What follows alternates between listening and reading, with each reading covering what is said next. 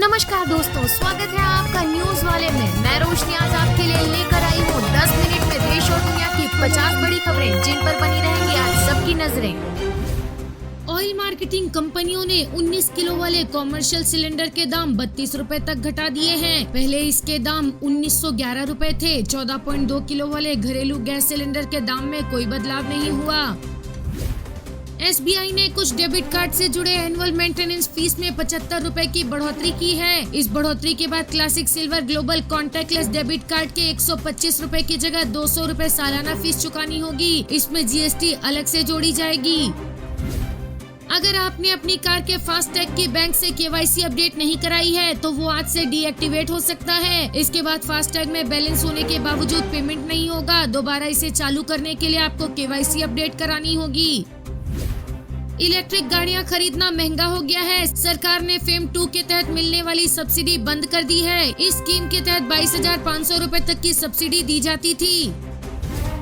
सरकार ने electric mobility promotion scheme शुरू की है। ये 31 जुलाई 2024 तक वैलिड रहेगी। नई योजना के तहत इलेक्ट्रिक 2 व्हीलर पर 10,000 रुपए तक की सब्सिडी मिलेगी। वहीं 3 व्हीलर पर 25,000 तक सब्सिडी मिलेगी।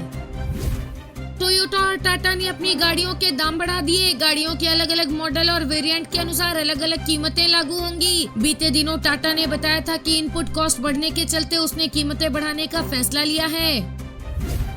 नई टैक्स रिजीम को सरकार ने डिफॉल्ट कर दिया है। ऐसे में अगर आपको पुरानी टैक्स रिजीम के तहत टैक्स भरना है तो इसे चुनना होगा। सरकार ने 2020 में नई टैक्स रिजीम का ऑप्शन दिया था। नई टैक्स रिजीम में किसी भी तरह के डिडक्शन लागू नहीं होते हैं।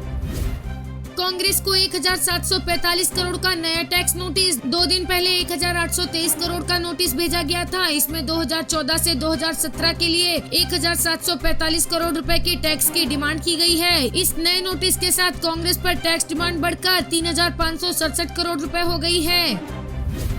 केजरीवाल 15 अप्रैल तक न्यायिक हिरासत में। दिल्ली CM ने जेल में 3 किताबें मांगी, गीता, रामायण और how prime ministers decide. ED ने कहा कि केजरीवाल हमें सहयोग नहीं कर रहे हैं, वे हमें गुमराह कर रहे हैं। केजरीवाल ने कोर्ट में पेशी के दौरान कहा कि PM जो कर रहे हैं वो देश के लिए ठीक नहीं है।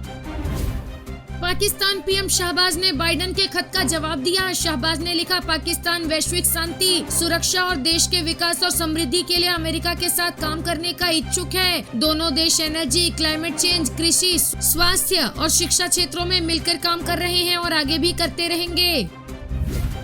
काशी विश्वनाथ मंदिर सावन से ज्यादा मार्च में आए श्रद्धालु। नॉन फेस्टिवल सीजन में भक्तों का बना नया रिकॉर्ड। मार्च 2024 में 95,63,000 श्रद्धालु आए हैं। इससे पहले अगस्त 2023 यानी सावन में 95,62,000 श्रद्धालु आए थे। चीन ने अरुणाचल की 30 जगहों के नाम बदले। 7 साल में चौथी बार ऐसा किया। इनमें से 11 रिहायशी इलाके, 12 पर्वत, 4 नदियां, 1 तालाब और 1 पहाड़ों से निकलने वाला रास्ता है। हालांकि इन जगहों के नाम क्या रखे गए हैं इसके बारे में जानकारी नहीं दी गई। इन नामों को चीनी, तिब्बती और रोमन में जारी किया गया। अरुणाचल को फिर अपना हिस्सा बताया। प्रधानमंत्री नरेंद्र मोदी ने विपक्ष द्वारा सरकार पर केंद्रीय जांच एजेंसियों के दुरुपयोग के आरोपों पर कहा कि न तो हम जांच एजेंसियों के काम में बाधा डालते हैं और न ही उनकी कार्रवाई में कोई दखल देते हैं। वे निष्पक्ष और स्वतंत्र तौर पर जांच करती हैं। उन्होंने विपक्ष के उन आरोपों को भी खारिज कर दिया कि सरकार द्वारा केंद्रीय जाँच एजेंसियों का गलत इस्तेमाल किया जा रहा है। जिन मामलों की जाँच फिलहाल ईडी द्वारा की जा रही है उनमें से 3% से भी कम मामले राजनीति से जुड़े हैं। मौजूदा समय में ईडी करीब 7,000 मामलों की जांच कर रही है, जिनमें से 3% से भी कम मामले राजनीति से जुड़े हैं। उनके 10 वर्षों के कार्यकाल में ईडी ने सिर्फ 35 लाख रुपए जब्त किए थे। वहीं हमारी सरकार में करीब 2200 करोड़ रुपए जब्त किए गए हैं। हमने ईडी की स्थापना नहीं की, न ही हमारी सरकार PMLA कानून लाई है। जयशंकर बोले, नेहरू के लिए कच्चा थीवू की अहमियत नहीं थी। द्वीप पर भारतीय दावा छोड़ने पर उन्हें ऐतराज नहीं था। इंदिरा का भी यही नजरिया था। ये ऐसा मुद्दा नहीं है जो आज अचानक उठा है। ये मसला संसद और तमिलनाडु में लगातार उठता रहा है। इस पर बहस हुई है। इस मसले पर मैंने मौजूदा मुख्यमंत्री को 21 बार जवाब दिया है। 1961 में तत्कालीन प्रधानमंत्री जवाहरलाल नेहरू ने लिखा था, मैं इस छोटे से द्वीप को बिल्कुल भी महत्व नहीं देता और मुझे इस पर अपना दावा छोड़ने में कोई हिचकिचाहट नहीं होगी। उनका रवैया ऐसा था कि जितना जल्दी कच्चा थीवू को श्रीलंका को दे दिया जाए उतना बेहतर होगा। यही नजरिया इंदिरा गांधी का भी था।